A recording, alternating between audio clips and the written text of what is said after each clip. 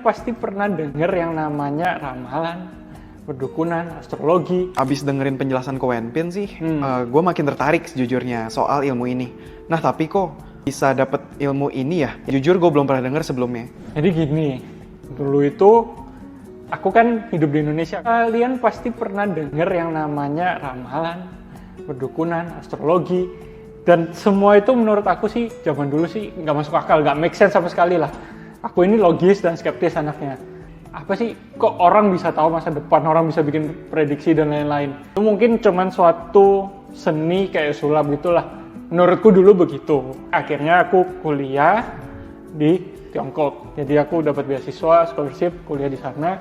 Sama sekali aku tidak pernah pengen mendekatkan diri ke dunia seperti ini. Sampai satu ketika aku pergi ke satu daerah nih. Jadi di atas gunung gitu ada kuil.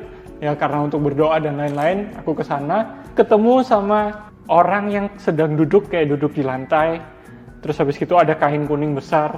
Dia duduk dan sedang ngobrol sama orang lain. Ternyata yang dia lakukan adalah menghitung Pakzi namanya. Kalau di Tiongkok itu namanya Suanming Guamia.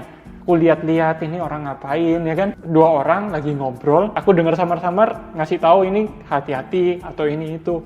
Kliennya udah pergi, aku ditanyain, mau hitung juga nggak?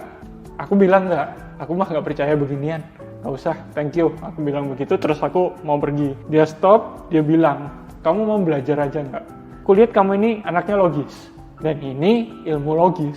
Kalau kamu mau belajar, berkenan belajar, ya kamu tinggal beberapa hari di sini, mau baca ini buku dulu. Dia kasih buku segini tebelnya, buku udah usang, ya kan? Udah tua banget. Setelah itu, aku baca halaman pertama, kedua, ini apaan? Kayak buku matematika gitu, jadi ada rumus hitungan, ada ya segala macem lah. Aku kira, gak penting banget lah. Pas aku mau taruh, tapi dasar aku anaknya kepo ya kan. Aku baca, gak belajar sih, aku baca aja.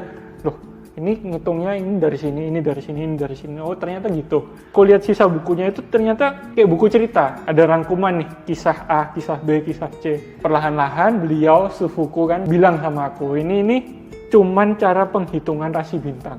Gimana caranya seseorang dengan tanggal lahir tertentu bisa cocok dengan kehidupan orang di masa lalu. Ternyata balik ke Indo, terus habis itu ada orang iseng-iseng tanya, aku hitung-hitungin, dan ternyata itu membantu kehidupan mereka meskipun nggak besar. Akhirnya baru menyadari ini ilmu yang bisa bermanfaat lah buat orang lain. Dan aku kurang lebih seperti itu.